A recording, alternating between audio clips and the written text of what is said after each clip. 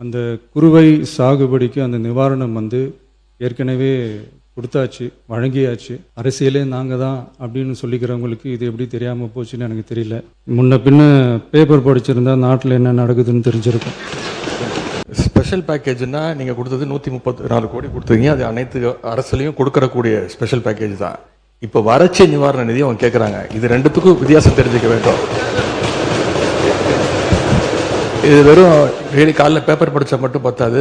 அங்கே அனைத்து கட்சி கூட்டத்தை கூட்டி அனைத்து விவசாயிகளோடையும் போய் கலந்து பேசி அவங்களுடைய கோரிக்கைகள் என்னன்னு நீங்கள் தயவுசெய்து கேட்டுக்கொள்ள வேண்டும். மாண்புமிகு பேரவைத் தலைவர் அவர்களே, இன்றைக்கு தமிழ்நாடு விவசாயிகளுடைய வேதனைக்கு இந்த அரசு ஒரு சரியான தீர்வை காண வேண்டும்னு இந்த ஒத்திவைப்பு தீர்மானத்தை நாங்கள் இங்கே கொடுத்துருக்குறோம். இந்த ஒத்திவைப்பு தீர்மானத்தை கொண்டு வருவதற்கு 4 முக்கிய காரணங்கள் இருக்கின்றது. முதல் காரணம், மேகதாது அணை கற்ற கர்நாடக அரசை தடுக்க இந்த அரசு என்ன நடவடிக்கை எடுத்திருக்கிறது என்று இந்த அவைக்கு நீங்கள் தெரிவிக்க வேண்டும். இரண்டாவது காரணம், முழு பயிர்க்கடன் தள்ளுபடின்னு நீங்கள் தேர்தலின் போது வாக்குறுதி கொடுத்துவிட்டு இன்றைக்கு ஆட்சிக்கு வந்துவிட்டு அரைகுறை தள்ளுபடி மட்டும் செய்வது ஏன்? மூன்றாவது காரணம், காவிரியில் தண்ணி வராத காரணத்தினால குறுவை சாகுபடி இன்னைக்கு மொத்தமாக இல்லாமல் போயிடுச்சு. இதற்கு தகுந்த நிவாரண தொகையை எப்பொழுது இந்த அரசு விவசாயிகளுக்கு கொடுக்க போகின்றது? நான்காவது காரணம், டெல்டா மாவட்டங்களை வறட்சி பாதிக்கப்பட்ட மாவட்டங்களாக அறிவித்து அங்கே இருக்கக்கூடிய விவசாயிகளுக்கு உரிய நிவாரணத்தை இந்த அரசு கொடுக்க வேண்டும். முதல்ல மேகதாது பிரச்சனையில் இருந்து என்னுடைய உரையை நான் துவங்குகின்றேன். தாவேக அரசு அமைஞ்சதிலிருந்து மேகதாது அணை கட்டுறதில் இதுவரை காட்டாத ஒரு வேகத்தையும் தீவிரத்தையும் இன்றைக்கு கர்நாடக அரசு காட்டி வருகின்றது. மேகதாது விஷயத்தில் ஒரு முறை மட்டும் பிரதமர்கிட்ட நம்முடைய முதலமைச்சர் அவர்கள் கோரிக்கை வச்சார். அடுத்து மேகதாது பிரச்சனையில இருந்து இந்த பேரவையில் ஜூன் 19ஆம் தேதி அன்னைக்கு இந்த அரசு ஒரு தீர்மானத்தையும் கொண்டு வந்தது. ஆனால் அந்த தீர்மானம் மட்டும் நிறைவேற்றினா போதாது, அனைத்து கட்சி தலைவர்களோடு சேர்ந்து டெல்லிக்கு செல்ல வேண்டும் என்று எங்களுடைய கழக தலைவர்கள் சொன்ன ஆலோசனையும் நான் இந்த அவையிலே பதிய வைத்திருக்கின்றேன். அப்பொழுதுதான் நாம் அனைவரும் இந்த விஷயத்தில் ஒற்றுமையாக இருக்கிறோம் என்பதையும் நாம் அவர்களுக்கு சொல்ல முடியும். இந்த இடைப்பட்ட காலத்தில் நாங்கள் சொன்னதையும் இந்த அரசு செய்யவில்லை. அனைத்து கட்சி கூட்டத்தை கூட்டணும்னு தொடர்ந்து வலியுறுத்தி கேட்டுக்கொண்டு வருகின்றோம். திராவிட முன்னேற்ற கழகம் மட்டுமல்ல, தமிழ்நாட்டில் இருக்கக்கூடிய அனைத்து கட்சியும் இந்த அனைத்து கட்சி கூட்டத்தை கூட்ட வேண்டும் என்று தொடர்ந்து வலியுறுத்தி வருகின்றார்கள். ஏன் கேட்டுக்கிறோம்னா, கர்நாடக முதலமைச்சரும் அந்த அரசும் மேகதாது விஷயத்தில் மிகவும் தீவிரமாக செயல்பட்டு வருகின்றார்கள். ஜூன் 11ஆம் தேதி ஒன்றிய நிதியமைச்சர் திருமதி நிர்மலா சீதாராமனை கர்நாடக முதலமைச்சர் அவர்கள் நேரில் பார்த்து மேகதாது அணை கட்டுவதற்கு நிதியுதவி வேண்டும் என்று கோரிக்கை வச்சிருக்கிறார்.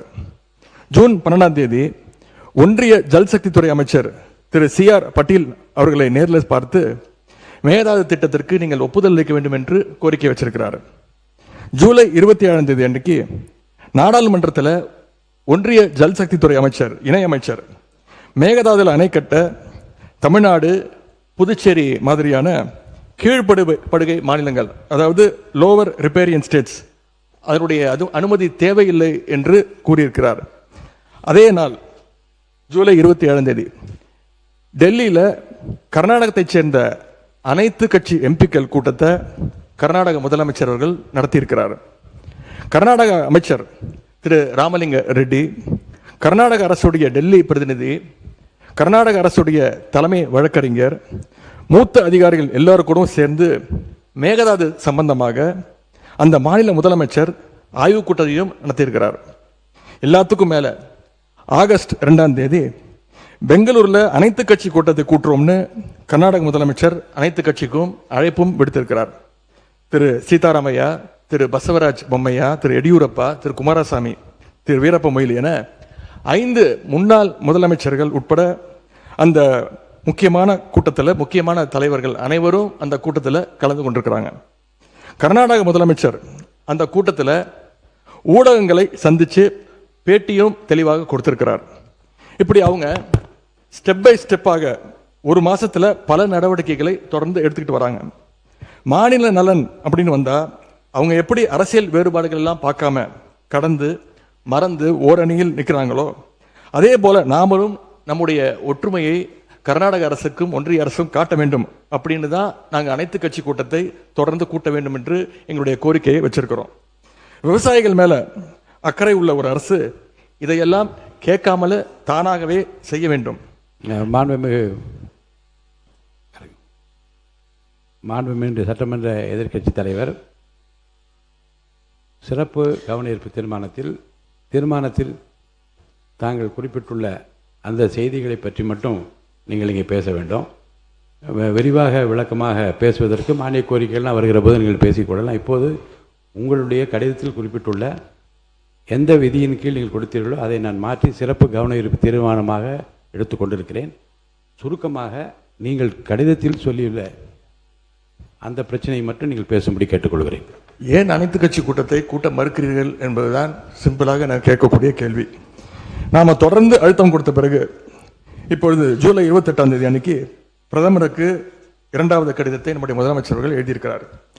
எங்களுடைய தலைவர் முதலமைச்சராக இருந்தப்போ தமிழ்நாட்டுடைய பிரச்சனைகளுக்காக கடிதங்கள் எழுதினதை விமர்சித்து இப்போ இங்க இருக்கக்கூடிய முதலமைச்சர் அவர்கள் என்னென்ன பேசியிருக்கிறார் என்பதை இங்கே கொஞ்சம் ரீவைண்ட் செய்து நீங்கள் பார்க்க வேண்டும். முதலமைச்சர் பேச்சதான் இங்கே நான் அவை குறிப்பில் குறிப்பிட விரும்புகிறேன். அதை நீக்க மாட்டீங்க அப்படின்னு நான் நம்புறேன்.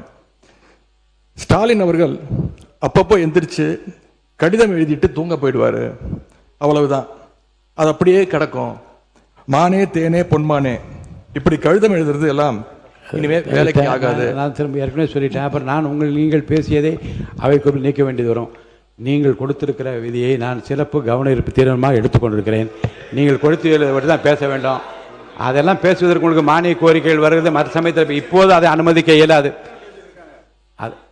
கவன ஈர்ப்பில் விதிகளின்படி எந்த பொருள் குறித்து நீங்கள் கவன ஈர்ப்பு கொடுத்து சிறப்பு கவன ஈர்ப்பு கொடுத்திருக்கீங்க அதை குறித்து மட்டும்தான் பேச வேண்டும். மீதி விஷயங்களை பேசுவதற்கு நான் அனுமதிக்க மாட்டேன். தேவையற்ற சர்ச்சையும் எதை நோக்கி போக வேண்டும் என்று இந்த தமிழ்நாடு விரும்புகிறதோ அதை நோக்கி மட்டும் போங்கள். இங்கே இதை ஒரு பெரிய அரசியல் இருக்கு. நான் இல்லை கேளு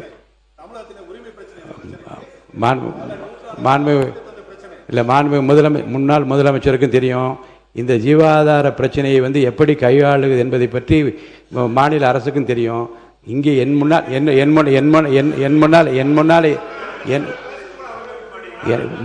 என் முன்னாலே இருப்பது விதிகளின்படி இந்த பேரவையை நடத்த வேண்டும் என்பதில் நான் அக்கறையாக இருக்கிறேன். விதிகளுக்குட்பட்டு அவர் அவசியம் என்று கருதி அந்த பிரச்சனையை எடுத்திருக்கிறேன். அவர் கொடுத்திருக்கிற இந்த கவன ஈர்ப்பு தீர்மானத்தில் என்ன குறிப்பிட்டிருக்கிறாரோ அந்த கருத்துக்களை சாதாரணமாக மரபு என்ன என்றால் அதை படித்துவிட்டு இந்த பிரச்சனையை உங்கள் கவனத்திற்கு கொண்டு வந்து கவனத்தை ஈர்க்கிறேன் என்று சொல்ல அமர்வதுதான் சரி. ஆனால் இதில் நான் பிரச்சனையின் தீவிரம் கருதி நான் அவரை பேச அனுமதித்திருக்கிறேன். மேற்கொண்டு பிரச்சனையை அரசியல் நோக்கத்தில் கொண்டு செல்லாமல் இதில் நீங்கள் குறிப்பிட்டுள்ள இந்த பிரச்சனையை பற்றி மட்டும் படித்துவிட்டு அமருமாறு கேட்டுக்கொள்கிறேன். இல்லை இருங்க, நீங்கள் இருங்க. மாண்பு உறுப்பினர் ஏற்கனவே முன்னாள் முதலமைச்சர் அதை சொல்லிட்டாங்க, நீங்கள் உட்காருங்க. மாண்பு பேரவைத் தலைவர்களே, இந்த பிரச்சனை தீவிரமான பிரச்சனை என்று நீங்களே சொல்கிறீர்கள். நான் கேட்பதெல்லாம் ஒன்று தான். நாங்கள் தொடர்ந்து அனைத்து கட்சி கூட்டத்தை கூட்ட வேண்டும் என்று கேட்டுக்கொள்கின்றேன். காவிரியில் இந்த பிரச்சனையை தீர்ப்பதற்காக கர்நாடக அரசு தொடர்ந்து அனைத்து கட்சி கூட்டத்தை கூட்டிகிட்டு இருக்கிறாங்க. அங்கே இருக்கிறவங்க எல்லாருடைய கருத்துக்களையும் கேட்குறாங்க. ஏன் தமிழக அரசு அனைத்து கட்சி கூட்டத்தை கூட்டுவதை தவிர்க்கின்றது என்பதுதான் எங்களுடைய கேள்வி. அதாவது பேரவைத் தலைவர் வாயிலாக இன்னும் இங்கே தெரிவிக்க விரும்புகின்றேன். இந்த அரசு ஒரு புது டெக்னிக்கை ரெகுலராக ஃபாலோ பண்ணிட்டு வராங்க. எதையாவது ஒன்று செய்யறதுக்கு முன்னாடி அந்த செய்தி இவங்களே லீக் பண்ணிடுறாங்க. உடனே அதற்கு எதிர்ப்பு பலமாக இருந்தால் உடனே ஒரு யூடியூன் சொல்றேன். தேவையற்ற பிரச்சனை திருப்பும் நான் சொல்லுகிறேன். இந்த பிரச்சனையை ஒட்டி மற்றும் பேசுங்கள். எந்த ஸ்ட்ராட்டஜி இதெல்லாம் என் முன்னால் இருக்கிற பிரச்சனை தேவையில்லை. வாங்க, இந்த பிரச்சனையை ஒட்டி தான் தலைவர் பேசிட்டு இருக்கிறேன். முதலமைச்சர் அவர்கள் கர்நாடகா போறார் அப்படின்னு வேளாண் துறை அமைச்சர் ஒரு பேட்டி கொடுக்கிறார். அப்புறம் அவரே அதை மறுத்து பேசுகிறார். அப்புறம் இன்னும் 2 அமைச்சர்கள் அதிகாரபூர்வமாக எந்த முடிவையும் நாங்கள் எடுக்கவில்லை என்று கூறுகிறார்கள். 13 பேர் கொண்ட ஒரு குழு போகுதுன்னு திரும்பி செய்திகளில் பார்த்தோம். கடைசியில் என்ன ஆச்சுன்னா, கர்நாடக முதலமைச்சர் சொல்லிட்டார், நீ இந்த தமிழ்நாடு முதலமைச்சர் நீங்க வர வேண்டாம், நாங்கள் தண்ணி எல்லாம் கொடுப்பதற்கு தயாராக இல்லை என்று கர்நாடக முதலமைச்சர் அவர்கள் தெரிவிக்கிறார். அவர் சொன்னது உண்மையா இல்லையா என்றால் முன்னவர் மாண்பு பேரவைத் தலைவர் அவர்களே, மாண்பு எதிர்க்கட்சி தலைவர்கள் தாங்கள் குறிப்பிட்டதை மறந்து ஒவ்வொன்றாக அவர்கள் பேசிக் கொண்டிருப்பது என்பது மரபின் அடிப்படையில் சரியாக இல்லை. என்று சொன்னால் என்ன முக்கியமான பிரச்சனை என்ற முறையிலே தான் அவர்களுக்கு இவ்வளவு நேரம் பேச அனுமதித்தார்கள். மீண்டும் அதையே திருப்பி நம்முடைய எதிர்க்கட்சி தலைவர்கள் ஒரு அரசியல் ரீதியாக பேசி வருவது சரியாக இருக்காது.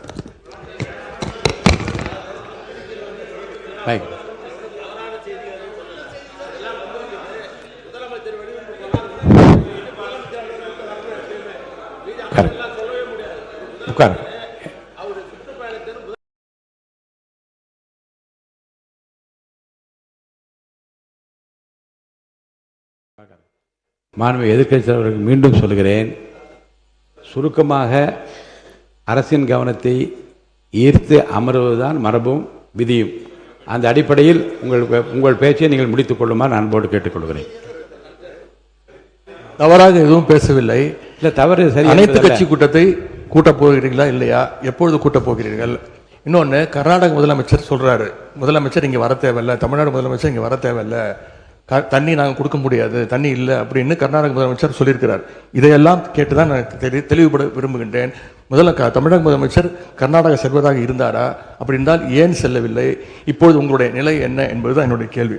2வது பிரச்சனை, பயிர்க்கடன் தள்ளுபடி பற்றி பேச விரும்புகின்றேன். தேர்தல் வாக்குறுதியில் நீங்கள் கொடுத்த வாக்குறுதி முழு பயிர்க்கடன். நான் இதெல்லாம் அனுமதிப்பதாக இல்லை. உங்களுடைய 56 விதியின் கீழ் கொடுத்திருக்க கடிதத்தில் ஒட்டி நீங்கள் நிறைய சொல்லிவிட்டீர்கள். நான் உறுப்பினர்கள் பேச வேண்டும். கவனத்தை ஈர்க்கின்ற அந்த நேரம் முடிந்து விட்டது. நான் அடுத்த உறுப்பினரை பேச அழைப்பேன்.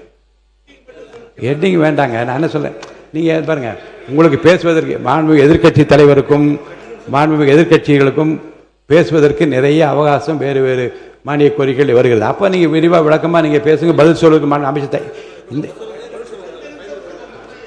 ஒரு முடிங்க. 2வது, இந்த பயிர்க்கடன் தள்ளுபடி நீங்க தேர்தல் வாக்குறுதி கொடுத்திருக்கிறீங்க, முழு பயிர்க்கடன் தள்ளுபடி அப்படின்னு. மாண்பு பேரவைத் தலைவர் அவர்களே, மாண்பு எதிர்க்கட்சி தலைவர்கள் கொடுக்கின்ற சிறப்பு கவன ஈர்ப்பு தீர்மானத்தில் அது இடம்பெற்றிருக்கிறதா என்பதை அறிய விரும்புகிறேன். போதும்.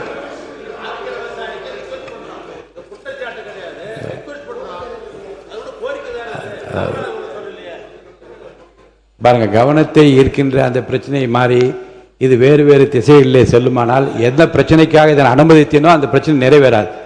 அருள் கூர்ந்து இதற்காக தான் நாங்கள் விவசாயிகள் போராடிட்டு இருக்கிறாங்க. நீங்கள் பயிர்க்கடன் தள்ளுபடி முழுமையாக கொடுப்போம்னு சொன்னீங்க, கொடுக்கல. இதையும் சேர்த்து தான் அங்கே விவசாயிகள் இங்கே போராட்டத்தில் ஈடுபட்டு இருக்கிறாங்க. எவ்வளவு டைம் தேவைப்படும் அப்படின்னு சொல்ல வேண்டும். அதே மாதிரி டெல்டாவில் இருக்கக்கூடிய அனைத்து தரப்பு விவசாய சங்க பிரதிநிதிகளையும் சந்திச்சு பேசுகிற மாதிரி முதலமைச்சர் அவர்கள் ஒரு கூட்டத்தை கூட்ட வேண்டும். 3வதாக, குறுவையில் நஷ்டத்தை சந்திச்சிருக்கக்கூடிய விவசாயிகளுக்கு இந்த அரசு உரிய இழப்பீடு வழங்கணும்னு கேட்டுக்கொள்கின்றேன். எங்களுடைய ஆட்சியில் 6.5 லட்சம் ஹெக்டேர் அளவுக்கு குறுவை சாகுபடி நடந்துச்சு.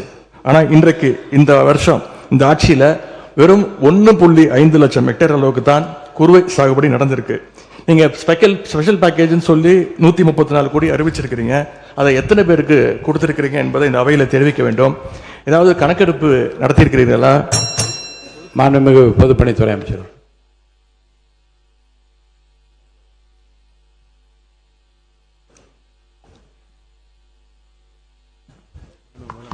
மாண்புமிகு முதலமைச்சர் அவர்கள்.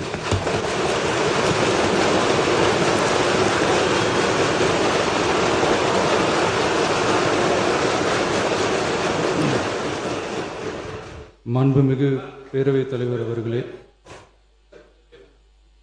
உட்காருங்க. அவங்க பேசும்போது குறுக்கிட வேணாம், உட்காருங்க. இன்னொன்று நீங்கள் இல்லை, இடையில அனுமதிக்க முடியாது. இல்லை இல்லைங்க, இல்லைங்க, உட்காருங்க. நான் எல்லா வாய்ப்பு கொடுப்பேன். இருங்க, உங்களுக்கு உங்களுக்கு கொடுக்குறேங்க. உங்க பேரை படிச்சு இருங்க. உங்க பேரை தெளிவா படிச்சுட்டேன். உட்காருங்க. உங்களுக்கு இல்ல இப்ப அவங்க பாருங்க, அவர் இல்ல இருங்க, உட்காருங்க உட்காருங்க உட்காருங்க. விதிகளின்படி தான் நடக்குது. உட்காருங்க. நான் சொல்றதை கேட்டு. எதிர்கட்சி தலைவர் இன்னும் முடிக்கலைங்க. அவர் பேச முடிச்சிட்டாரா? அவர் பேசி முடிச்சிட்டாரா? இன்னும் எதிர்கட்சி இன்னும் முடிக்கவே இல்லை. உட்காருங்க. நீங்க அவர் பேசி என்ன அதுதான் பேசுறேன். எது சட்டமோ எது விதி அதான், எது விதியோ அதான் நான் பேசுறேன். எனக்கு பயப்பட சொல்லி நான் சொல்லுங்க. அவைக்கு பயப்படுங்க, விதிக்கு பயப்படுங்க. எனக்கு பயப்பட வேண்டாம், விதிக்கு பயப்படுங்க. மாண்புமிகு எதிர்க்கட்சி பேசி முடிக்கல. அவர் பேசி முடித்த இருங்க. அவர் பேசுகிற போது குறுக்கீடு பாருங்க. அவர் பேசுகிற போது தயவுசெய்து உட்காருறீங்களா? உட்காருங்க. என்ன கொடுங்க, உட்காருங்க. நான் அனுமதி தரேன். பேரவை முன்னவர் பேசுங்க. பேரவை முன்னவர் உட்காருங்க. பேசுங்க. நீங்க பேச கருத்து சொல்லுங்க. மாண்பு பேரவைத் தலைவர் அவர்களே, ஒரு நிமிஷம். மாண்பு பேரவைத் தலைவர் அவர்களே, எதிர்க்கட்சி தலைவர் சொன்னதற்காக இல்லை, ஒரு நிமிஷம். எதிர்க்கட்சி தலைவர் குறிப்பிட்டதற்காக அதற்கு ஒரு பதில் அளித்ததற்கு பிறகு முறைப்படி உங்களுக்கும் அந்த வழங்கப்படும். ஆகவே நீங்கள் அதுக்குள்ள அவசரப்படாதீங்க. அதுதான் சொல்றேன். நான் அதுதானே சொல்றேன். மாண்புமிகு முதலமைச்சர் அவர்கள்.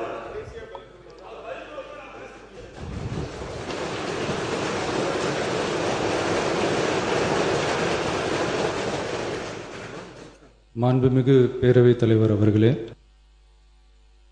காவிரி விவகாரத்தில் எதிர்கட்சி சில விவரங்களை கேட்டிருக்கிறாங்க. காவிரி நமக்கு உயிர் ஆதாரம், நம்மளோட உணர்வு ரீதியான ஒன்று. அதனால் அதை வச்சு அரசியல் பண்ணுற எண்ணம் துளி கூட நம்ம அரசுக்கு இல்லை.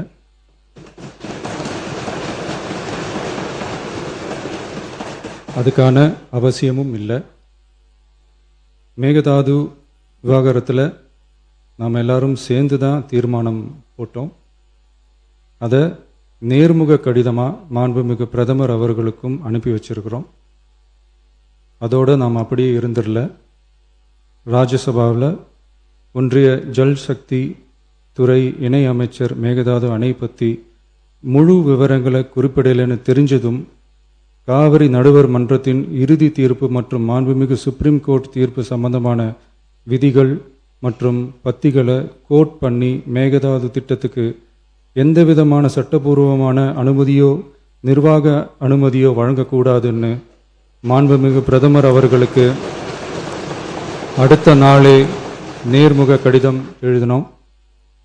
காவிரி நதிநீர் பங்கீட்லேயும் சரி, மேகதாது அணை கட்டுற முயற்சிகளை தடுக்கிறதுலையும் சரி, தமிழ்நாட்டோட உரிமையை நம்ம அரசு கொஞ்சம் கூட விட்டு தரவே தராது. அதுதான் நம்மளோட நிலைப்பாடும்.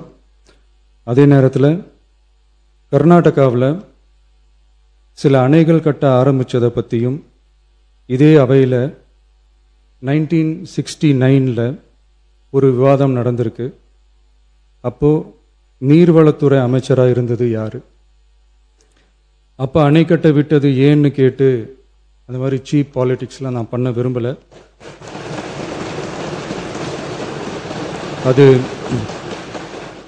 அது நம்ம நோக்கமும் இல்லை. ஏன்னா காவிரி விவகாரத்தை ரொம்ப கவனமாக கையாளணும். எந்த கட்சி ஆளுகிறது, எந்த கட்சிக்கு பெருமை, யாருக்கு பெருமைன்னெலாம் பார்க்கக்கூடாது. இது தமிழக மக்களுடைய பிரச்சனை அப்படின்னு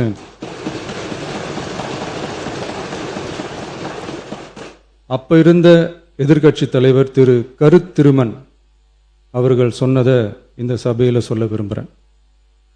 காவிரி பிரச்சனையில் சம்பந்தப்பட்ட 2 மாநிலங்களும் ஒன்றிய அரசும் உட்கார்ந்து முடிவெடுக்கணும்னு 1969 இந்த சபையில் பேசியிருக்கிறாங்க.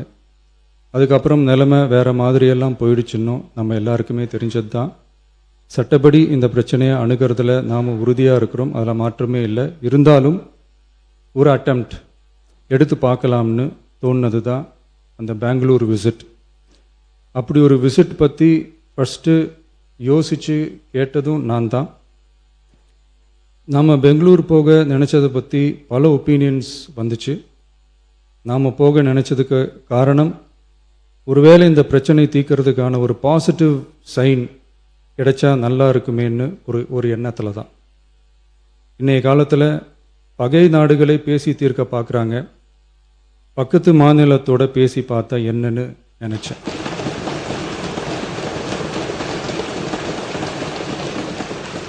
அதனால தான் அப்படி ஒரு அட்டெம்ப்ட் எடுக்க நான் ட்ரை பண்ணோம்.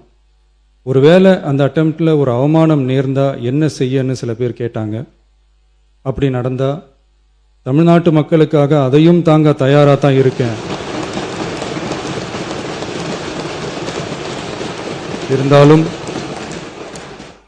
இருந்தாலும் நம்ம மேலே அன்பு காட்டின அத்தனை பேருக்கும் என்னோட நன்றிகள்.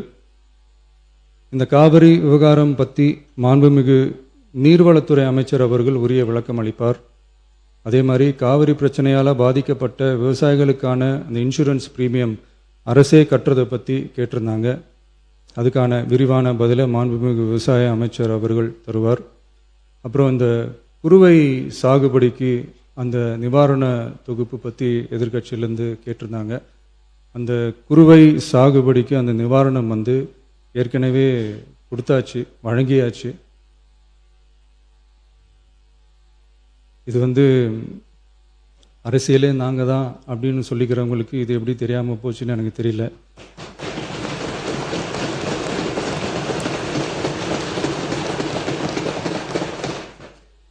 முன்ன பின்ன பேப்பர் படிச்சிருந்தா நாட்டில் என்ன நடக்குதுன்னு தெரிஞ்சிருக்கும்.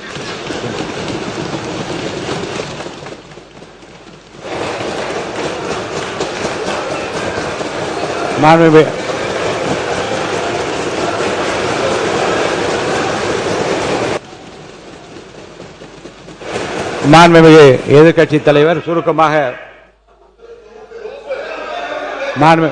கொஞ்சம் அமைதியா இருங்க. மாண்புமிகு எதிர்க்கட்சி தலைவர் பேசுவதற்கு நீங்க அமைதியா இருங்க. நீங்களே இப்படி பிரச்சனை பண்ணா எப்படி? அமைதியா இருங்க, அவங்க பேசணும் சுருக்கமாக. பேரவைத் தலைவர் அவர்களே, ஸ்பெஷல் பேக்கேஜ்னா நீங்க கொடுத்தது 134 கோடி கொடுத்தீங்க. அது அனைத்து அரசுலையும் கொடுக்கறக்கூடிய ஸ்பெஷல் பேக்கேஜ் தான். இப்போ வறட்சி நிவாரண நிதி அவங்க கேட்குறாங்க. இது ரெண்டுத்துக்கும் வித்தியாசம் தெரிஞ்சுக்க வேண்டும். இது வெறும் டெய்லி காலைல பேப்பர் படித்தா மட்டும் பத்தாது. அங்கே அனைத்து கட்சி கூட்டத்தை கூட்டி அனைத்து விவசாயிகளோடையும் போய் கலந்து பேசி அவங்களுடைய கோரிக்கைகள் என்னன்னு நீங்கள் தயவுசெய்து கேட்டுக்கொள்ள வேண்டும். அதே மாதிரி அவை முன்னவர் மாண்புமிகு இதெல்லாம் மன்னிக்கணும். மாண்புமிகு எதிர்க்கட்சி தலைவர்கள் இப்போது வறட்சி நிவாரணத்தை பற்றி சொன்னார்கள். செப்டம்பர் இறுதி வரையிலும் பார்த்துவிட்டு தான் வறட்சி நிவாரண பணிகளை ஆற்றுவது வழக்கம். அவை அதை குறிப்பிட விரும்புகிறேன். எதிர்கட்சி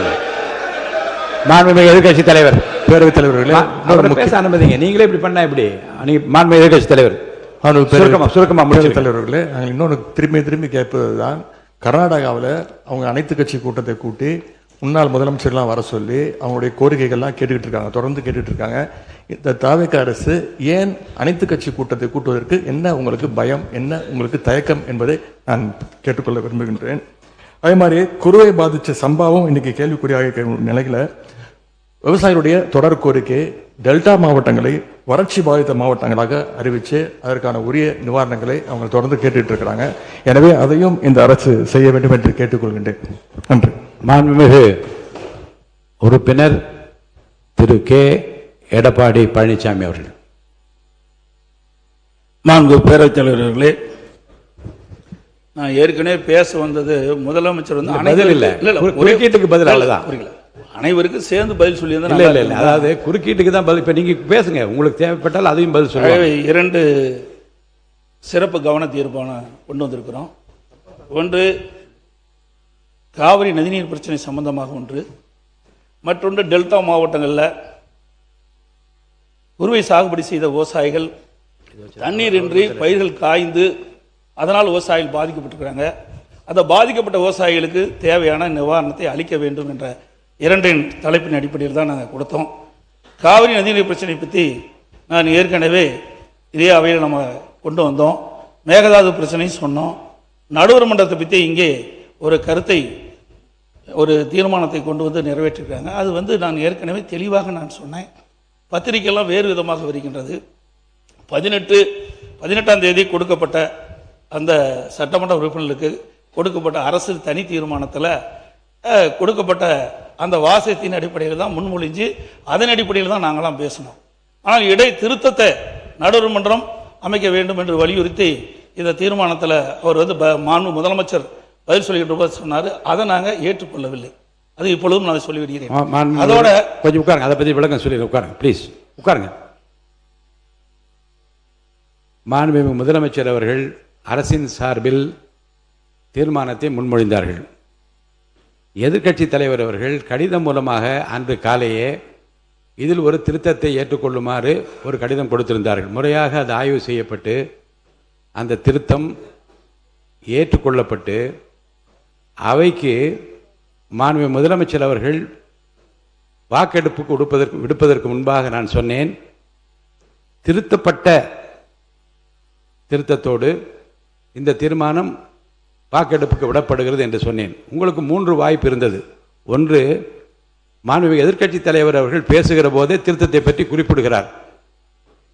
இப்படிப்பட்ட திருத்தத்தில் உடன்பாடு இல்லை என்றால் இப்போது இப்படி குறுக்கிட்டு நீங்கள் பேசுவது போல கையை உயர்த்தி இதில் எங்களுக்கு உடன்பாடு இல்லை என்ற கருத்தை அப்போது சொல்லியிருக்கலாம். ஒன்று.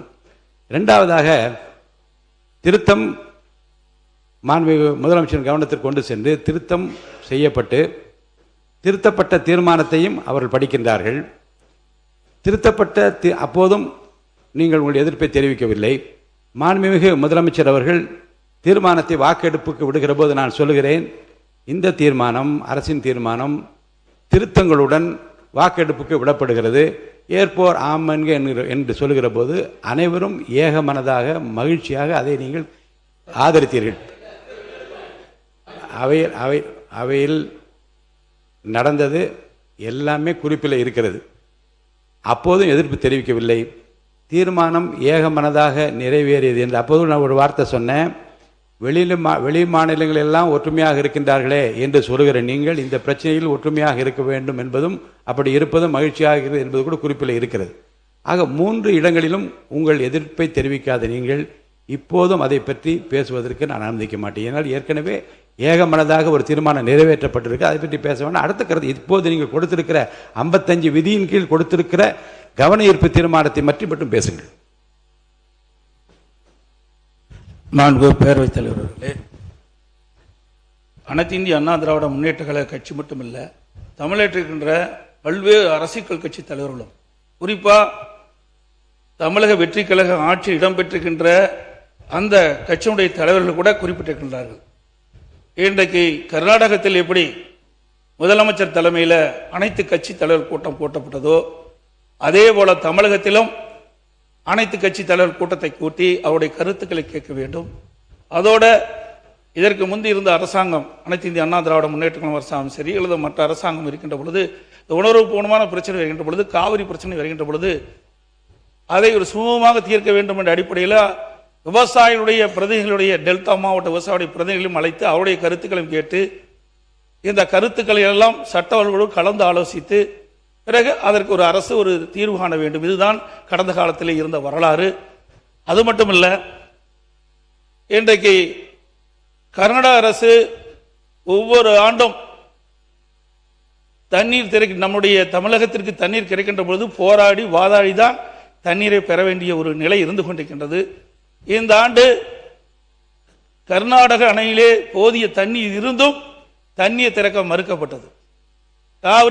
காவிரி நீர் ஒழுங்காற்று குழு பரிந்துரையின்படி காவிரி மேலாண்மை ஆணையம் 15 நாட்களுக்கு தினந்தோறும் 3500 கனஅடி தண்ணீர் காவிரியிலே தண்ணீர் திறந்திட வேண்டும் என்று உத்தரவு பிறப்பிக்கப்பட்ட தண்ணீர் திறக்கவில்லை. ஆக அப்படி தண்ணீர் திறக்கப்பட்டிருந்தால் குறித்த காலத்திலே டெல்டா மாவட்டத்தில் இருக்கிற விவசாயிகள் குறுவை சாகுபடி செய்திருப்பார்கள். ஆனால் கர்நாடக அரசு தண்ணீர் கொடுக்க மறுத்துவிட்டது.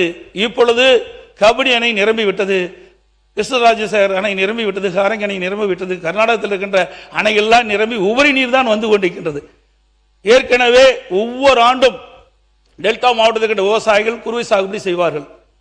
அதே போல இந்த ஆண்டும் கிணற்று தண்ணீரை நம்பி அவர்கள் டெல்டா மாவட்ட விவசாயிகள் பயிர் நடவு செய்தார்கள். தண்ணீர் பற்றாத காரணத்தினால் சுமார் 2 லட்சம் ஏக்கர் பயிர் செய்தார்கள். அதில் 1 லட்சம் ஏக்கர் தண்ணீர் இல்லாமல் வறண்டு காய்ந்து சேதமடைந்து விட்டது. அப்படி சேதமடைந்த விவசாயிகளுக்கு இந்த அரசு உரிய அதிகாரிகளை அனுப்பி கணக்கிட்டு பாதிக்கப்பட்ட விவசாயிகளுக்கு உரிய நிவாரணம் அளிக்க வேண்டும் என்று கேட்டு அமர்கின்றேன். மாண்புமிகு உறுப்பினர் திரு ஆர் செல்லசுவாமி அவர்கள்.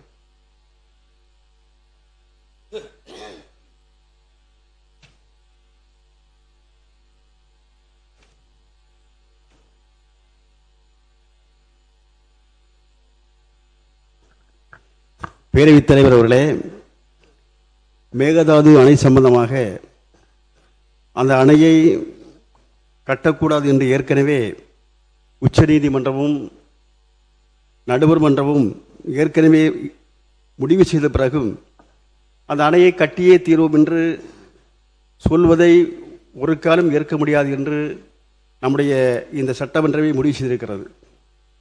அதே நேரத்தில் நாம் அதை சட்ட ரீதியாக அதை கேட்க வேண்டும், வெல்ல வேண்டும் தவிர அதற்காக சென்று அவர்களோடு மண்டியிட வேண்டிய தேவையில்லை. அது கர்நாடகத்திற்கு மட்டுமுள்ள அணை அல்ல, தமிழகம் உட்பட பல மாநிலங்களுக்கு உட்பட்ட உரிமை உள்ளது. எனவே தமிழகத்துடைய முதலமைச்சர் அங்கே சென்று அவர்களோடு மண்டியிட வேண்டிய தேவை எக்காரணம் கொண்டும் இல்லை. அவர் அங்கே குறிப்பிடும்போது அப்படி ஒரு நிலை ஏற்பட்டால் அந்த அவமானத்தை நான் தாங்குவதற்கு தயார் என்று சொன்னார். அது சரியில்லை. அவருக்கு ஒரு அவமானம் ஏற்பட்டால் நாம் அனைவருக்கும், தமிழக அத்தனை மக்களுக்கும் ஏற்படுகின்ற அவமானமாக நாம் கருத வேண்டும்.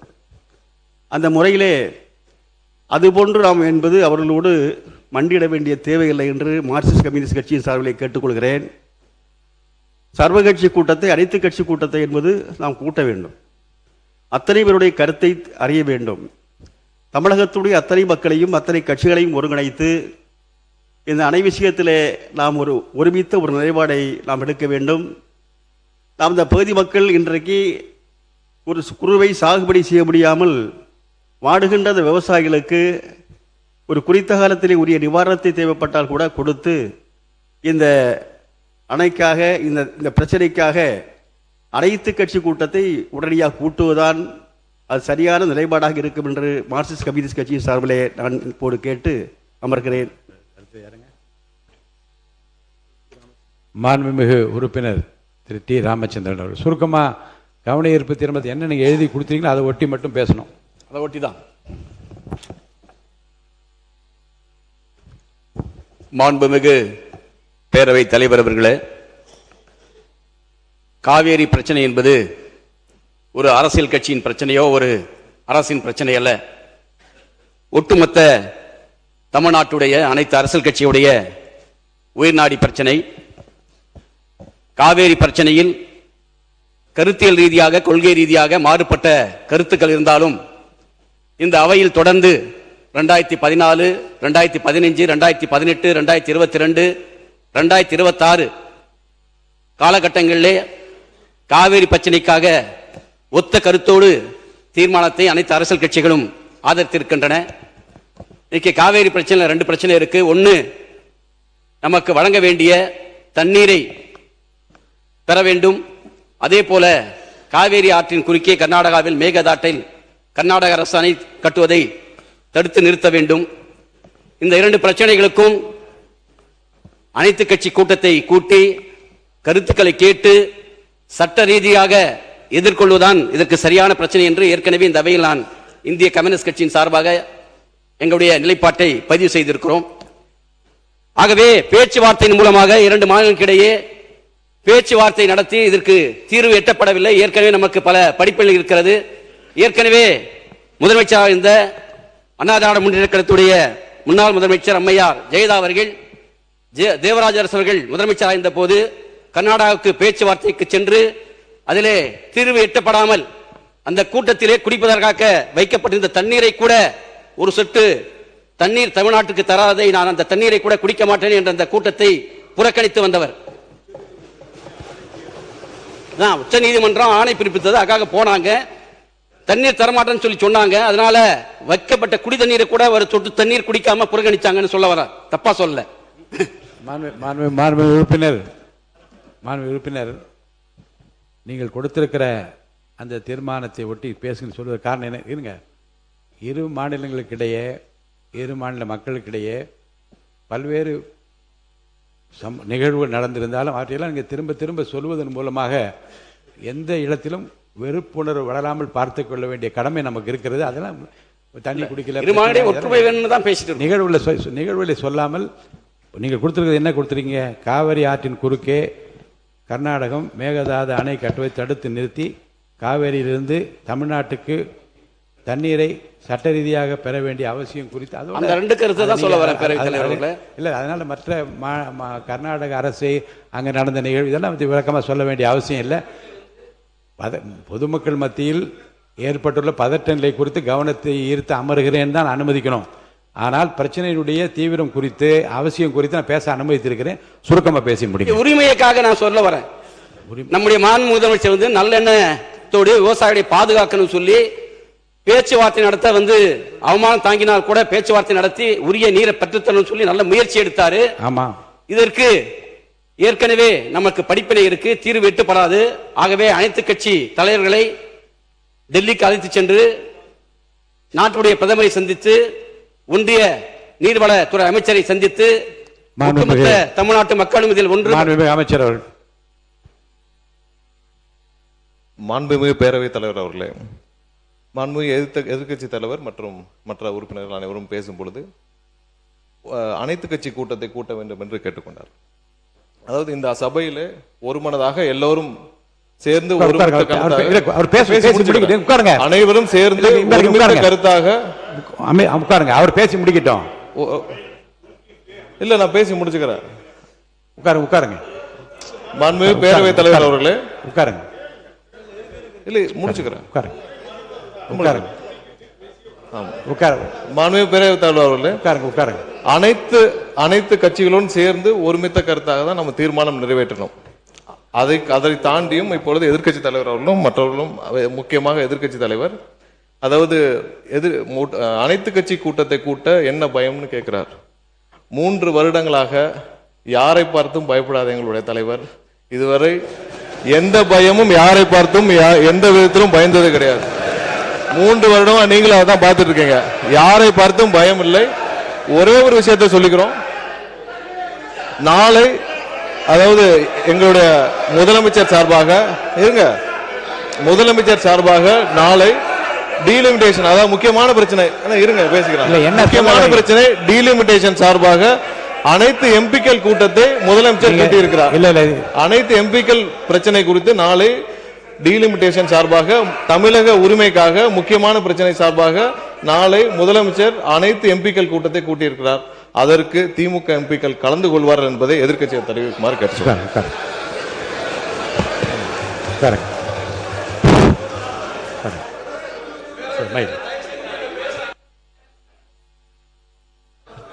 இது இப்போ நம்ம எதை விஷயமா பேசிகிட்டு இருக்கோம்? நீங்கள் சொன்னதுனால உங்களுடைய வார்த்தையை மதித்து நான் என்ன ஒத்திவைப்பு தீர்மானம் கொடுத்தனோ அதை பற்றி மட்டும் பேசினேன். ஏன் தண்ணி வரல, எப்போ தண்ணி வரணும்னு கேட்குறேன்.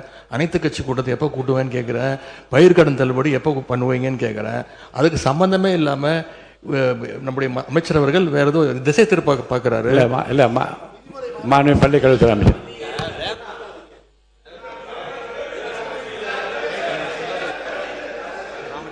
மாண்புமிகு பள்ளிக்கல்வித்துறை அமைச்சர் பேசி முடிங்க.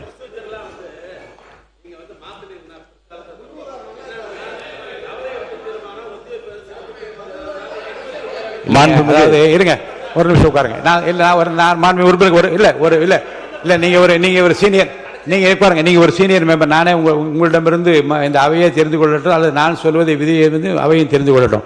இப்போ நான் ஒரு உறுப்பினர் பேச அழைக்கிறேன். அவர் கூறுகிற கருத்துக்கள் உண்மைக்கு மாறாகவும் தவறான தகவலை தருவதாகவும் அல்லது மக்களுக்கு நன்மை பயக்குவது அளிப்பதிலிருந்து விலகுவதாக இருந்தால் அதை சரி செய்ய வேண்டிய பொறுப்பும் கடமையும் அரசுக்கு இருக்கிறது. அவர் என்ன பேசினாலும் அதற்கு சரியான ஏற்ற பதில் இருந்தால் அது நன்மை பயக்குமானால் நான் அனுமதிக்கிறேன். இப்போ அவர் மாண்புமிகு சட்டத்துறை அமைச்சர் மாண்புமிகு சட்டத்துறை அமைச்சர் ஸ்ட்ரைட்டாக அவர் சொல்ல விரும்புவது என்ன என்றால், அனைத்து கட்சி கூட்டம்னு சொல்கிறீங்க, நாடாளுமன்ற உறுப்பினர்லாம் கூட்டியிருக்காங்க, அதுக்கு நீங்கள்லாம் வரணும்னு கேட்குறாரு. ஏன் சம்பந்தம்? அதாவது என்னென்னா முறை இல்லை இருங்க இருங்க இருங்க இருங்க இருங்க இருங்க மாண்புமிகு பள்ளிக்கல்வி நீங்கள் சொல்லுங்க, பதில் சொல்லுங்க. மாண்புமிகு சட்டமன்ற பேரவை தலைவர் அவர்களே, வரலாற்று சிறப்புமிக்க நம்முடைய இந்த தமிழ்நாடு சட்டமன்றத்தில் 6/12/2018, அதாவது 2018ஆம் ஆண்டு டிசம்பர் மாதம் 6ஆம் தேதி இதே போன்ற ஒரு நிகழ்வில் காலையில் நம்முடைய சட்டமன்ற நிகழ்வை முடித்து அன்று மதியமே மிக முக்கியமான ஒரு சிறப்பு தீர்மானம் நிறைவேற்றப்பட்டதை சுட்டிக்காட்டி அனைத்து கட்சி கூட்டத்தினுடைய நோக்கம் என்பது என்ன? அனைத்து கட்சிகளின் குரலும் நாட்டின் நலன் கருதி ஒன்றாக மக்கள் பிரதிநிதிகள் ஒன்று கூடி ஒரு தீர்மானத்தை நிறைவேற்றுவது. இங்கேயே அனைத்து கட்சியினுடைய பிரதிநிதிகளும் இருக்கிறார்கள். எப்படி 2018 அப்படி ஒரு தீர்மானம் நிறைவேற்றணுமோ அதே போல இப்போதும் கலந்து பேசி ஒரு சிறப்பு தீர்மானம் கூட நிறைவேற்றலாம். அது மட்டுமல்ல, அனைத்து கட்சி கூட்டம் எப்படி தமிழ்நாட்டு நலன் கருதி, தமிழர் நலன் கருதி, விவசாய பெருமக்கள் நலன் கருதி கூட்ட வேண்டும் என்று எதிர்க்கட்சி தோழர்கள் சொல்கிறார்களோ அதே தமிழ்நாட்டு நலன் கருதி, தமிழர் நலன் கருதி தான் நாளைய தினம் மாண்புமிகு முதலமைச்சர் ஒரு அனைத்து கட்சி கூட்டத்தை கூட்டியிருக்கிறார். இது சட்டமன்ற உறுப்பினர்களுக்கு, அது நாடாளுமன்ற உறுப்பினர்களுக்கு, அதே நாட்டு மக்கள் நலன் கருதி அவர்களும் வரணும். வருகவர்கள் இருகரம் கூப்பி வரவேற்கிறோம். இதைதான் நாங்கள் சுட்டிக்காட்டுகிறோம் என்பதை மாண்புமிகு உறுப்பினர்கள் மூலமாக தெரியப்படும். மாண்புமிகு திரு ராமச்சந்திரன், மாண்புமிகு உறுப்பினர் ராமச்சந்திரன் அவர்கள் பேசுங்க. மாண்புமிகு பேரவைத் தலைவர்களே, அனைத்து கட்சி கூட்டத்தை ஏன் கூட்ட வேண்டும் என்று நான் சொல்ல வருகிறேன்னா, இன்னைக்கு கர்நாடகாவில் காங்கிரஸும் பிஜேபியும் அரசு ரீதியாக மாறுபட்ட கருத்துக்கள் இருக்கு. அதே மாதிரி மதசார்பற்ற ஜனதாதளத்துக்கு மாறுபட்ட கருத்துக்கள் இருக்கு. இருந்தாலும் காவேரி பிரச்சனையில் மாநில உரிமை சார்ந்த பிரச்சனையில் ஒன்றாக இருக்காங்க. தமிழ்நாட்டிலையும் எல்லா இதில் ஒன்றாக இருக்க என்பதை ஒன்றிய அரசுக்கு நாம உணர்த்தணும். அதுக்கு தான் கூட்டம் சொல்லி நான் சொல்ல வரேன். மாண்புமிகு சொல்லவே இல்லையா, சப்ஜெக்ட சொல்லவே இல்லை. மாண்புமிகு பேரவைத் தலைவர்களே, 2022 ஆண்டு காவேரியின் குறுக்கே மேகதாட்டில் அணை கட்டுவதற்கான கட்டுமான பணிகளை மேற்கொள்ள கர்நாடக அரசு முயற்சிக்கிறது. அப்போது 2022 தென்னிந்திய பசுமை ஆணையம் அதுக்கு தடை விதிக்கிறாங்க. அந்த தடையை எதிர்த்து தேசிய பசுமை ஆணையம் 2 உச்சநீதிமன்ற நீதிபதிகளை கொண்டு அந்த தடையை நீக்கிறாங்க. அதன் பிறகு 2025 உச்ச நீதிமன்றம் வரைவு திட்ட அறிக்கைக்கு அனுமதி கொடுக்கிறாங்க. அந்த உச்ச நீதிமன்ற தீர்ப்பில் இது வரைவு திட்ட அறிக்கைக்கான தீர்ப்பு தான் அணை கட்டுவதற்கான தீர்ப்பல்ல என்று தெளிவாக சொல்லப்பட்டிருக்கிறது. அதை எதிர்த்து தமிழ்நாட்டு அரசின் சார்பாக 24/5/2026 அன்று சீராய்வு மனுக்கள் தாக்கல் செய்யப்படுகின்றன. அந்த சீராய்வு மனுக்களை உச்ச நீதிமன்றம் நிராகரிக்கிறது. ஆகவே காவேரி பிரச்சனைக்கு ஏற்கனவே நடுவர் நீதிமன்றம் நமக்கு தீர்ப்பு வழங்கியிருக்கிறது. 2033 வரை அந்த தீர்ப்பு செல்லுபடியாகும். அவ்வாறு இருக்கும்போது புதிய நடுவர் மன்றம் அமைக்கப்பட வேண்டிய அவசியம் இல்லை.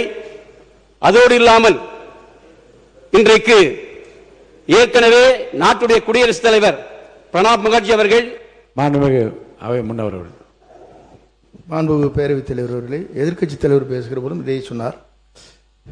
இதை இல்லை மன்னிக்கணும், இவர் முன்னாள் முதலமைச்சர் அவர் குறிப்பிடுகிற போது இங்கே குறிப்பிட்டார்கள். அப்போது அவர்கள் குறுக்கிட்டு அதை சொல்லியிருக்கிறார்கள். அதையே நீங்கள் வலியுறுத்துவது என்பது சரியாக இருக்காது. அவை குறிப்பிலிருந்து இடம்பெறக்கூடாது. ஏற்கனவே நமக்கு சட்ட பாதுகாப்பு இருக்கு. அந்த பாதுகாப்பு நீத்து போயிடும். அதனால தான் சொல்ல வரேன். ஏற்கனவே ஏகமனதாக நிறைவேற்றப்பட்ட தீர்மானத்திற்கு மாற்று கருத்தை நீங்கள் சொல்லலானால் அது அவை குறிப்பில் ஏறாது. முடிங்க. இல்ல, புதிய நடுவர் மன்றம் அமைத்தால் நம்மளுக்கு பாதகமாக அமைஞ்சிடும். அதனால சொல்ல வரோம். அடுத்து மாண்புமிகு பொதுப்பணித்துறை அமைச்சர் அவர்கள். மாண்புமிகு பேரவைத் தலைவர் அவர்களே, எதிர்க்கட்சித் தலைவர், மாண்புமிகு எதிர்க்கட்சித் தலைவர் அவருடைய உரையில் ஒரு தவறான தகவலை கொடுத்தார். பிரதம மந்திரிக்கு ஒரு முறை மட்டும்தான் கடிதத்தை மாண்புமிகு முதலமைச்சர் எழுதினார் சொன்னாரு. நான் முடிச்சிடுறேன். முதல்ல பேசும்பொழுது அவர் முதல்ல நான் பேசி முடிச்சிடுறேன். அவர் பேசி முடிச்சு தர வாய்ப்பு தரேன். அவர் பேசி முடிச்சு அந்த வாய்ப்பு தரேன். இருங்க, அவர் பேசி முடிக்கிட்டு என்ன சொல்றாருன்னு கேளுங்க, அதுக்கப்புறம் பதில் சொல்லலாம். அதுக்கப்புறம் பேசிட்டோம். முதல் முறை பேசும்பொழுது ஒரு முறைன்னு சொன்னாரு, அப்புறம் இருமுறைன்னு சொன்னாரு. அதுக்கப்புறம் விவசாயிகளை சந்திக்கலன்னு சொன்னாரு.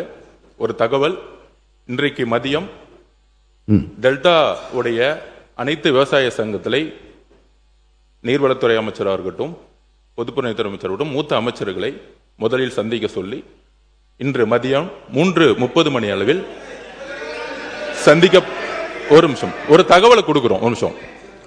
சந்திக்கிறதுக்கு போன வாரமே அதுக்கான இன்ஸ்ட்ரக்ஷன் கொடுத்துட்டாரு. Number 1 point. எதிர்க்கட்சி தலைவரை பார்த்து ஒரே ஒரு கேள்வி கேட்கிறேன், அதுக்கான விளக்கத்தை இங்க பதிவு செய்யணும்.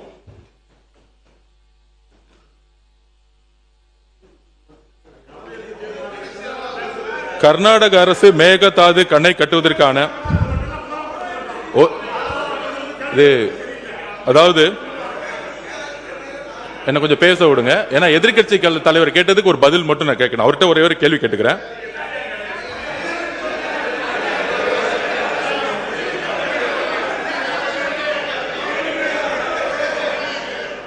திரு மு.க. ஸ்டாலின் அவர்களின் தலைமையில் நடைபெற்ற திமுக ஆட்சியில் கர்நாடக அரசு மேகதாது அணை கட்டுவதற்கான திட்ட அறிக்கையை கர்நாடக அரசு தயார் செய்த நிலையில் அதை எதிர்த்து உச்ச நீதிமன்றத்தில் தமிழ்நாடு அரசு மனு தாக்கல் செய்தது.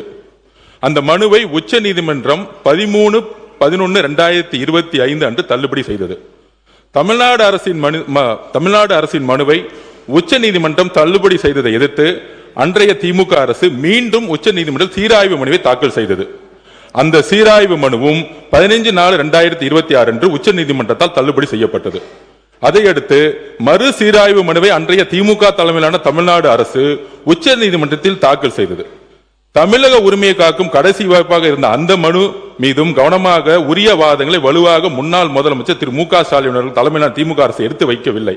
அதை எடுத்து உச்ச நீதிமன்ற தலைமை நீதிபதி அமர்வு மறு சீராய்வு மனுவை 25/4/2026 அன்று தள்ளுபடி செய்தது.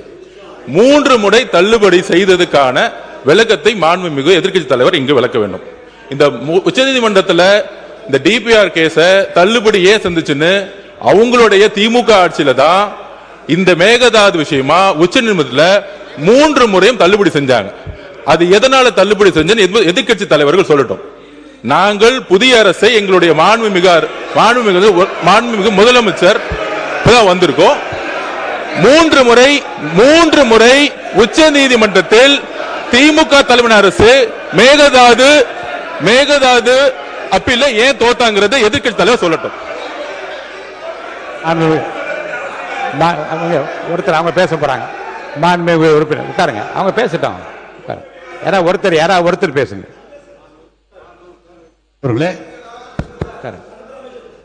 உச்ச நீதிமன்றத்தில் முதலிலே தீர்ப்பு தள்ளுபடி ஆகிறது. மீண்டும் சீராய்வு மனு போடப்பட்டது, அதுவும் தள்ளுபடி ஆகிறது. மீண்டும் சீராய்வு மனு மறு சீராய்வு போட்ட போது உச்சநீதிமன்றத்தை சொல்லி தள்ளுபடி அல்ல, நீங்கள் கொஞ்சம் அவகாசம் எடுத்துக்கொண்டு வர வேண்டும் என்று சொன்னார்களே தவிர முழுமையாக சொல்லவில்லை.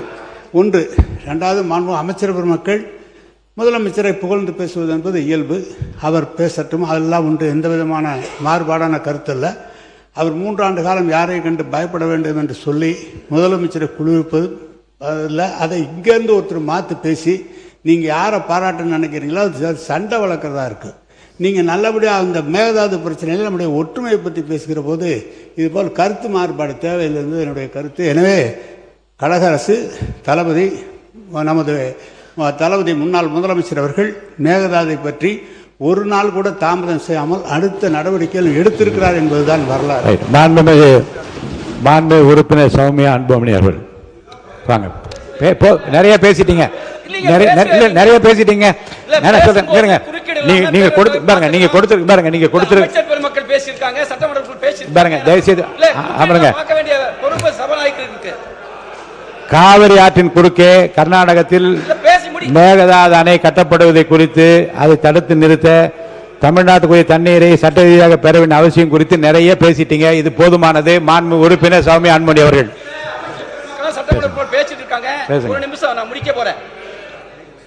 இல்லைங்க, முடிக்க போறீங்க. ஏற்கனவே ஏக மனதாக நிறைவேற்றப்பட்ட தீர்மானத்தை பற்றி நீங்க பேசுறீங்க. எப்படி நான் அனுமதிப்பேன் நினைக்கிறீங்க? நீங்க நீங்க பாருங்க,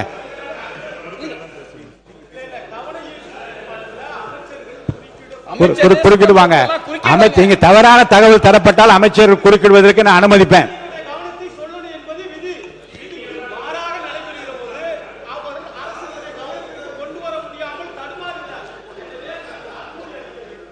சுருக்கமா முடிங்க.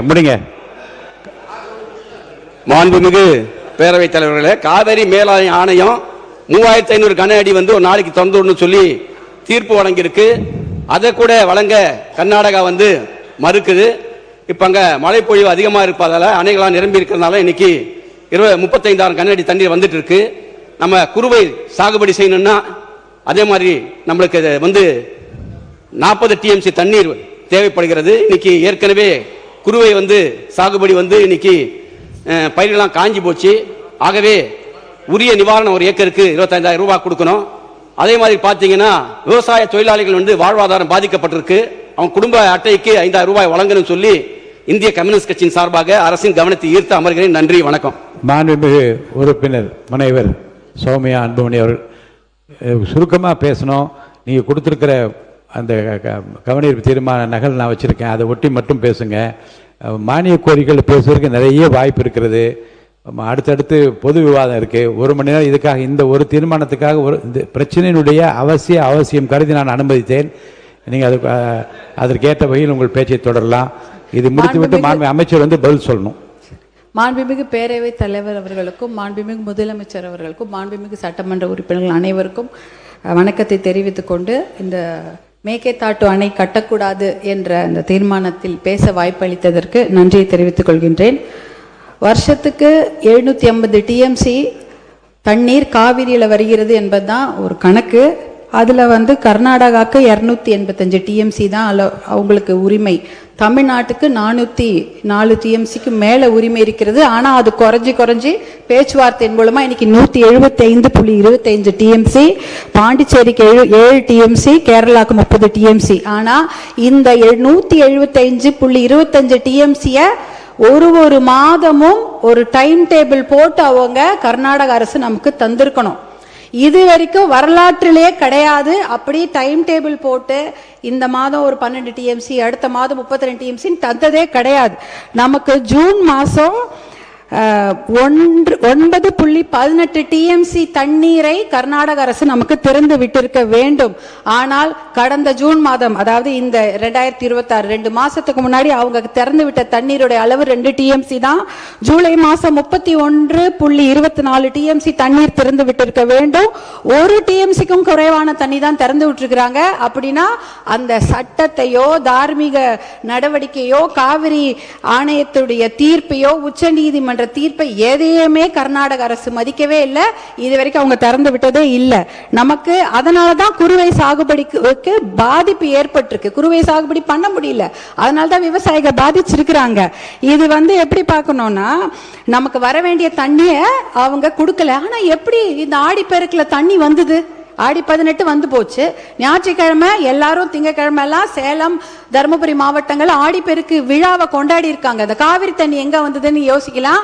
ஆனா அது காவிரி தண்ணி கர்நாடக அரசு நமக்காக கொடுத்த தண்ணி கிடையாது. கேரளால வயநாட்டுல பயங்கரமா மழை பெஞ்சுது. அந்த வெள்ள நீர், அதிகப்படியான அந்த வெள்ள நீரை தான் அவங்க கபினி அணையில தேக்கி வைக்கிறாங்க. அந்த தண்ணி கபினி டேம் ஃபில் ஆயிடுச்சு. ஃபில் ஆனதுனால வேற வழி இல்லாம தான் தண்ணி, உபரி நீர், வெள்ள நீர் தான் நமக்கு திறந்து விட்டுருக்காங்க. ஹாரங்கியில இருக்கிறதோ, ஹேமாவதியில இருக்கிறதோ, KRSல இருக்கிற கிருஷ்ணராஜசாகர் டேம் தண்ணி அவங்க திறந்து விடல. அது முழுக்க கர்நாடக மாநிலத்தில் அந்த பெய்யக்கூடிய மழை, அந்த காவிரி நதி நீரை அதை தேக்கி வச்சுட்டாங்க. இது கேரளால இருந்து வர வேண்டிய தண்ணி தான் வேற வழி இல்லாம கபினி மூலமா நமக்கு வந்திருக்குது. அதனால அவங்க மனசு சட்டப்படி திறந்து வைக்கல, ஆணையத்தோட தீர்ப்பு படி திறந்து வைக்கல. அவங்க தண்ணி அதிகமான வெள்ள நீர் அவங்க ஊர்ல வந்துடக்கூடாதுன்னு தான் திறந்து வச்சிருக்கிறாங்க. இன்றைக்கு வந்து நம்மளுடைய சட்டமன்றத்தில் ராஜ்யசபா, அதாவது பாராளுமன்றம் நடந்து கொண்டிருக்கிறது. பாராளுமன்றம் நடந்து கொண்டிருக்கும் போது முக்கியமான 10 கேள்விகளை மருத்துவர் அன்புமணி ராமதாஸ் அவர்கள் இங்க மேலவே ராஜ்யசபால கேட்டிருக்கிறாரு. அந்த ஒரு கேள்விக்கு தான் அமைச்சர் பதில் சொல்லி இருக்கிறாங்க. முதல் மடை மாநிலம் வந்து கடைமடை மாநிலத்துக்கிடம் அனுமதி கேட்கணுமா, கேட்க கூடாதா, இல்ல கேட்டுட்டு இவங்க இந்த மேகேதாட்டு டேம் கட்டுறாங்களான்னு ஒரு கேள்வி எழுப்பியிருக்கிறாங்க. கேட்டிருக்கிறாங்க.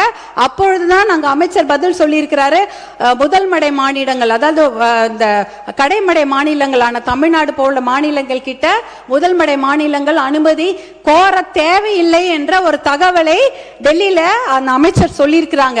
இந்த கேள்வியை கேட்டதே மருத்துவர் அன்புமணி அவர்கள் தான் ராஜ்யசபால. அடுத்த கேள்விக்கு அடுத்த நாள் இன்னொரு அமைச்சர் பதில் சொல்றாங்க.